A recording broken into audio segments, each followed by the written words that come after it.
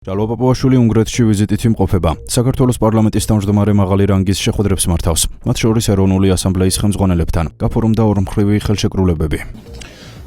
დღეს ვიწყებთ საქართველოს პარლამენტის ოფიციალურ ვიზიტს, პარლამენტის დელეგაციის ოფიციალურ ვიზიტს უნგრეთში. ხაზგასასმელია, რომ ეს არის მე-11 მოწვევის პარლამენტის პირველი ოფიციალური ვიზიტი და ამიტომაც მნიშვნელოვანი იყო ჩვენთვის, რომ ჩვენ სტრატეგიულ პარტნიორ ქვეყანაში უნგრეთში განხორციელებული იყო ეს პირველი ვიზიტი იმის საჩვენებლად ასევე რომ მეგობრობა რომელზეც ჩვენ ვსაუბრობთ ხოლმე სტრატეგიულ პარტნიორობის ფარგლებში ზუსტად ასე გვესმის ჩვენ და უნგრეთს როგორც ჩვენ ვდგევართ ერთმანეთის გვერდში უნგრეთის ხელისუფლება ქართულ ხალხს და საქართველოს ხელისუფლება უნგრელ ხალხს სამწუხაროდ ჩვენ ხედავთ ტენდენციებს ზოგიერთ ქვეყნის მხრიდან რომელსაც მეგობრობა პარტნიორობა ესმის თითქოს შესაძლებლობად იმისთვის რომ ქართულ ხალხს უკარნახონ როგორი არჩევანი გააკეთონ მიყავდეთ ხელისუფლებაში როგორ მოიწყო საკუთარი ცხოვრება ყოფა კულტურა ისტორიას როგორ უნდა უყურებდნენ უნგრეთი კარგი მაგალითია იმისა თუ რას ნიშნავს სუვერენიტეტის პატივისცემა რომელიც როგორც ჩანს ბევრ ქვეყანას ზოგიერთ ქვეყანას დღეს დაავიწყდა ამ ვიზიტის ფარგლებში ჩვენ შეხვედრა გვექნება უნგრეთის პარლამენტის თავმჯდომარესთან პრეზიდენტთან პრემიერ-მინისტრთან გვექნება საუბარი ჩვენ როგორც საპარლამენტო ურთიერთობების გაღრმავებაზე და ვაპირებთ რომ ხელი მოვაწეროთ ჩარჩოს შეთანხმებას საქართველოს და უნგრეთის პარლამენტებს შორის თანამშრომლობასთან დაკავშირებით და ფორმატებთან დაკავშირებით რომელთაც იქნება მჭიდრო თანამშრომლობა ასევე რა თქმა უნდა გვექნება საუბარი უნგრეთის პრემიერ-მინისტრთან საქართველოს ევროკავშირში ინტეგრაციის გზაზე იმაზე თუ რა გეგმები აქვს საქართველოს პარლამენტს მთავრობას იმისთვის რომ ასოცირების დღესდღეობით შეთანხმებიდან გამომდინარე ჩვენ შემდეგი 4 წელი დაუთმოთ საქართველოს დაახლოებას ინსტიტუციურ და სამართლებრივ დაახლოებას ევროკავშირთან იმისთვის რომ შესრულდეს ის პირობა რომელიც ჩვენ დავდეთ რომ 2030 წელს საქართველოს იქნება ყველაზე მზად სხვა კანდიდატურებთან შედარებით ევროკავშირში წევრობისთვის და ამაში ჩვენ უნგრეთის დახმარების იმედი გვაქვს. ევროსაბჭოში დღეს იწყება ზამთრის სესია, უნდა გითხრათ, იმსჯელებენ საქართველოს დელეგაციისთვის საპარლამენტო ასამბლეაში მანდატის შეჩერების საკითხსა და თქვენ იცით რომ ოპოზიციამ გააგზავნა წერილი ამ მოთხოვნით, როგორ აფასებთ ერთი თქვენი ოპონენტების აი ამ მორიგნა ბიჭს და მეორე მხრივ რას ელოდებით რა გადაწყვეტილებას? ზოგადად ჩვენი ოპოზიცია უკვე დიდი ხანია ქცეული არის შადიმანებად, რომლებიც საკუთარ ხალხს უპირისპირდებიან პოლიტიკური მიზნებიდან გამომდინარე და რაც თავარია ყველაზე პრობლემური ის არის, ეს არ არის მათი პოლიტიკური მიზნები, ეს არის მათი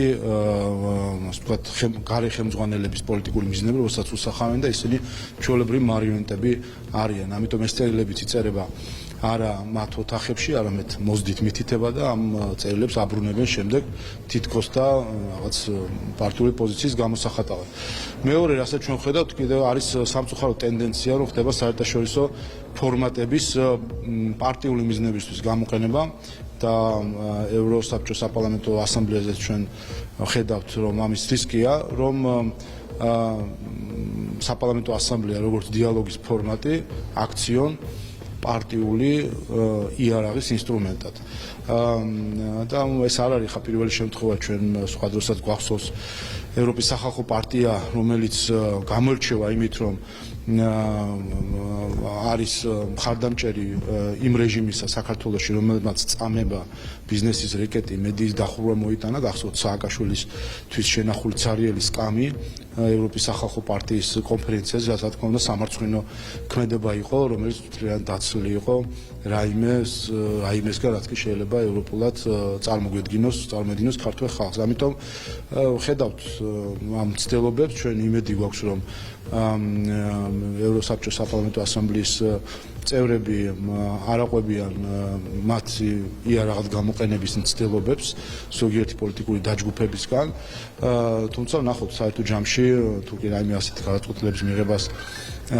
შეძლებს ეს პოლიტიკური დაჯგუფება უპირველეს ყოვლისა ეს დააზიანებს თავად ევროპის საბჭოს საპარლამენტო ასამბლეას ვიდრე კიდევ ერთხელ ძირს გამოუთხრის მას როგორც დიალოგის პლატფორმას და კიდევ ერთხელ დაანახებს ყველა წევრს რაც თავარია და ყველა მის მონაწილეს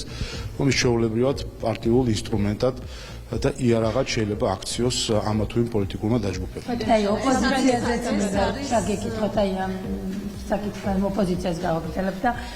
ჩვენ მოვისმინეთ მათ შორის არჩევნების შემდეგაც და იმ აქციების ფონზე, რომელიც ქვეყანაში იმართებოდა, რომ ოპოზიცია და თქვენი ოპონენტები გარკვეულ დაპირებებს იძლეოდნენ, გარკვეულ გეგმებზე საუბრობდნენ, თუმცა ამ დრომდე თქვენი ოპონენტებისგან არ გვესმის კონკრეტული სამოქმედო გეგმა. რას აპირებენ, როგორ აპირებენ, აი თქვენი აზრით რა მდგომარეობა ახლა იმ ფლანგზე თქვენი ოპონენტები? ნახეთ რომ ჩაიჩალა ყველანაირი ყალბი ნარატივების ცდილობა, რომელიც მათ ჰქონდათ არჩევნებთან დაკავშირებით. დღეს ხედავთ კიდევაც რომ არსაუბრობენ საერთოდ არაფერზე არჩევნებთან დაკავშირებით, ვინაიდან ყველა მათი არგუმენტი უპირველეს ყოვლისა გააბათილა ეუთოოდირის დასკვნამ და ამიტომაც იყო რომ მათ საერთაშორისო ზეწოლა მოახდინეს ლამის პირდაპირ ჩაერიან ეუთოოდირის საპარლამენტო ასამბლეის საქმიანობაში, იმით რომ არ ჩამოუშვეს საქართველომდე საპარლამენტო ასამბლეის ხელმძღვანელი. გახსოვთ თქვენ რომ ასე ვთქვათ სწორედ იმის გამო რომ ქართულ ხალხს პირველ წყაროდან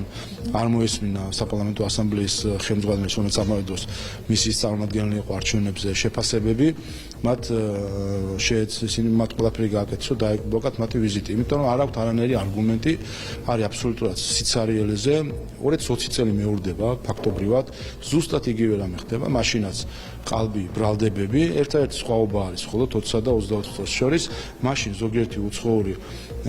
აქტორი იმალებოდა ოპოზიციის და მათ მიერ დაფინანსებული NGO-ების ზურგს უკან. დღეს ახლა ისინი პირდაპირ ჩანან, ვინაიდან აღარ აქვთ საკუთარი NGO-ების და პარტიების საქართველოში მათი ფარველობის ქვეშ ყოფი პარტიების იმედი, ხედავენ რომ ხელმოწარული ხალხია და ისინი ხალხისგან, ქართული ხალხისგან ნდობას ვერ იმსახურებენ და პირდაპირ ჩაერია ზოგიერთი უცხოური პოლიტიკოსი და პოლიტიკური დაჯგუფების წევრი იმაში, რომ საქართველოში რაიმენად არიონ სიტუაცია და ჩვეულებრივად დაუქვემდება რომ ქართული ხალხი საკუთარ პოლიტიკურ ნებას. საგარეო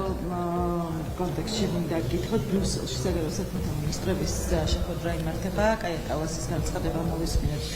მასთან დაკავშირებით რომ დიპლომატიური პასპორტების მქონე პირებისთვის შეზღუდული არის უვიზო გადაადგილება და ასევე სამოქალაქო სექტორისთვის არის გადაცემული თანხა, რომელიც მიმართული უნდა ყოფილიყო მთავრობისთვის. რას ნიშნავს ეს ყველაფერი? აი კიდევ ერთხელ რომ განმარტოთ თქვენი პოზიცია როგორი არის და რას უპირისპირებთ? დავამატებ თუ შეიძლება საფრანგეთის საგარეო საქმეთა მინისტრმა გააკეთა განცხადება, მათი თქმით უკვე გადაწყვეტილი აქვს რომ შეუჩერა რომ ვიზო მიმსვა დიპლომატიური პასპორტებისთვის საქართველოს ხელისუფლების წარმომადგენლებს. თქვენი პასუხი რა იქნება? რა უნდა ვთქვათ, ყველგან ბრიუსელი, არსად ევროპა. ასე შეიძლება შეფასდეს, სამწუხაროა რომ ევროპულ ღირებულებებს სცილდებიან ბრიუსელელი ჩინოვნიკები. ჩვენ ნახეთ წინასაარჩევნო კამპანიაში ევროკავშირის სხვადასხვა წევრი სახელმწიფოს ხელისუფლებების პირდაპირ ჩართულობა, განსაკუთრებით გამორჩევიდა ევროკავშირის პოსტსაბჭოთა წევრები, რომლებიც პირდაპირ მონაწილეობდნენ ჩვენს არჩევნებში. ეს დღისით ხდებოდა დაუფარავად, უხეშად და ქართულმა ხალხმა მათ ყველას უთხრა უარი იმაზე, რომ მათი მითითებით აერჩია ქართულ ხალხს საკუთარი პოლიტიკური ხელმძღვანელობა. ეხლა ეს არის საერთო ჯამში დასჯის ცდილობა, ქართული ხალხის დასჯის ცდილობა იმ ჯგუფების მხრიდან, რომლებიც მონაწილეობდნენ ქართულ არჩევნებში უკანონოდ და საერთაშორისო სამართლის დარღვევით და დამარცხდნენ ამ არჩევნებში. და ჩვენ ნახეთ მათ შორის ქალბატონი იუკნევიჩიანის განცხადება, რომელიც ამბობდა, რომ ევროკავშირის მხრიდან გარკვეული რეაქციები პირდაპირ გამოწვეული არის ქართველი ამომრჩევლის მიერ ქართული ოცნების მხარდაჭერით. ეს არის ჩვეულებრივი შურისძიება და დასჯა ქართული ხალხის ამ ცდილობა, რომ დასაჯონ და შური იძიონ ქართულ ხალხს, ვინაიდან რასახეებია ხედავთ ხომ, ახლა ესტონეთის, ლიეტუვის საგარეო საქმეთა მინისტრები პირდაპირ მიტინგზე იდნენ საქართველოში, იმისთვის რომ ქართული ოცნებისთვის ხარი არ დაეჭირათ. ახლა ეს მინისტრები ოთახში რო შეხედან და შეეცდებიან ყველანაირად დააზიანონ ქართული ხალხი, რომელმაც მათ საკადრისი პასუხი გასცა, ეს ამაში რა თქმა უნდა არაფერი გასაკვირი არ არის. რაც შეეხება დიპლომატების თან ფორმულირებას, ასევე რომელიც დაცლილია ყოველგვარი გაგებისა დიპლომატიური ურთიერთობისა, საბოლოოდ დიპლომატების დასჯა ხდება, არ ვიცი, ომის დროსაც კი ხელშეუხებელი არიან დიპლომატები და როცა ახლა ჩვენ ზოგიერთი ევროპელის მხრიდან გვესმის ასეთი განმარტებები და შეფასებები, ეს აჩვენებს კიდევ ერთხელ თუ რამდენად დაცილებულია ზოგიერთი ევროპულ ღირებულებებს. კიდევ ერთხელ ევროკავშირის პასპორტის ჯიბეში ფონა არ ნიშნავს ევროპული ღირებულებების ერთგულებას და სამწუხაროდ ბევრი მაგალითს ვხედავთ ბოლო პერიოდში, როდესაც პასპორტის მიღმა სინამდვილეში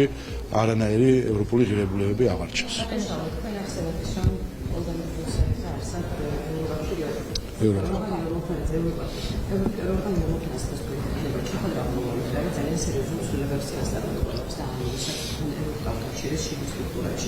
გარდა ამისა, გაუთვალისწინებთ იმას, რომ ოფიციალური არის ამერიკის შეერთებული შტატების ყველაზე მნიშვნელოვანი საყრდენი ამ ეტაპზე ევროკავშირის შიგნით. რა ცვლილებებს შეიძლება დავველოდოთ, რომელიც შეიძლება იყოს ჩვენთვის სასარგებლო და მას შორის ვისაუბროთ შეერთებული შტატებთან ჩვენ არ ვართ ევროკავშირის წევრი და ამიტომ ეს რა თქმა უნდა ჩვენს მხრიდან ჩარევა იქნებოდა ევროკავშირის შიდა საქმეებში და ჩვენ მათ სტრუქტურულ ცვლილებებზე რაიმენაირად გვემსჯელა ან გვეფიქრა, თუმცა როგორც კანდიდატი ქვეყანა რა თქმა უნდა ჩვენი მოლოდინები და მოთხოვნები გვაქვს ევროკავშირის მიმართ, ვინაიდან ჩვენ ქართული ხალხი და სწორედ ეს იყო მათ შორის რაც დადგა არჩევნებზე რეფერენდუმის სახით, რომ გვინდა ჩვენ თავაწეული ღირსებით შევიდეთ ევროკავშირში, თუ გვინდა ჩვენ რომ ზოგიერთმა პოსტსაბჭოთა ქვეყანამ აქ მოინდომოს საქართველოს მიმართ საბჭოთა მოსკოვის როლის ასე ვთქვათ ჩანაცვლება. და ვხედავთ ჩვენ რომ სამწუხაროდ ზუსტად ეს პოსტსაბჭოთა ქვეყნები, რომლებიც დღეს ევროკავშირში არიან, ცდილობენ, რომ ევროკავშირი გადააქციოს საბჭოთა კავშირად და ის რასაც როგორც იქცეოდა მოსკოვი საბჭოთა კავშირის რესპუბლიკების მიმართ, ასეთ დამოკიდებულება საჩვენებენ ისინი არა მხოლოდ წევრი ქვეყნების მიმართ, მათ შორის წევრი ქვეყნებსაც ესე გამოირჩევიან განსაკუთრებით ეს პოსტსაბჭოთა პოლიტიკოსები, არამედ კანდიდატი ქვეყნების მიმართ, რომელთანაც არ ვიცი, არა ქართულ ხალხს არ მიუწია უფლება არც ერთი ევროკავშირის წევრი ქვეყნისთვის და არც ბრიუსელისთვის არ მიუწია უფლება არც ასოცირების შეთანხმებით, რომ ჩაერიოს მის შიდა საქმეებში. ამიტომ ჩვენი მოლოდინი არის რომ ის ბიუროკრატები თუ პოლიტიკოსები, რომლებიც აცდნენ ევროპულ ღირებულებებს, დაუბრუნდებიან ჩვენ საერთო ევროპულ ღირებულებებს, ვინაიდან ეს არის ის საერთო პლატფორმა, რომელზეც ჩვენ უნდა ვიმუშაოთ კიდევ ერთხელ ცალკეული პოლიტიკური დაჯგუფებების თუ სახელმწიფოების დომინირების ქვეშ ყოფნას ქართული ხალხი არც დათანხმებია არასდროს და არც აპირებს. ამიტომ ყველა უნდა ჩამოყალიბდეს ან იზიარებენ ჩვენ საერთო ევროპულ ღირებულებებს და დაუბრუნდეს საერთო ჯამში ამ საერთო ღირებულებებს.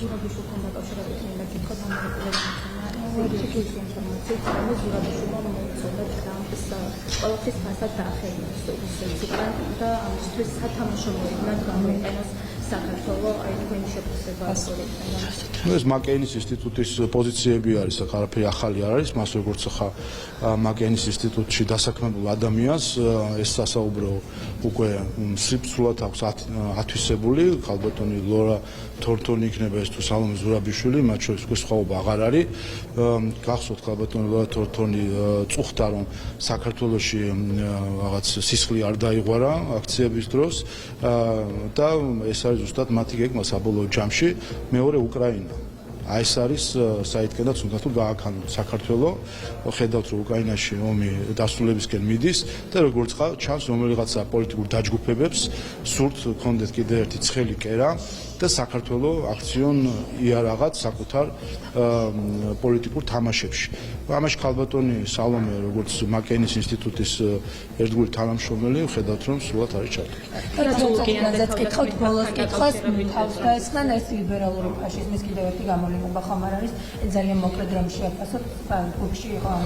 ანგაჟირებული პოლიტიკა. უნდა ვთქვათ ჩვენ არაერთგვარად ხედავთ კიდევაც არის ეს არის ემოციურად დაზიანებული ადამიანები რომელიც საკუთარ ემოციურ არამდგრადობას ავლენენ ასეთ დროს გამოვლენებას ახდენენ ხოლმე ასეთ სიტუაციაში მთავარი პრობლემა არის შემდეგში რომ ეს ძალადობა არის წაქეზებული, მათ შორის ზოგიერთი უცხოელი აქტორის მხრიდან, რომელიც შემდეგ ასეთ ადამიანებს ტაშს უკრავს და ესალმება, ამიტომ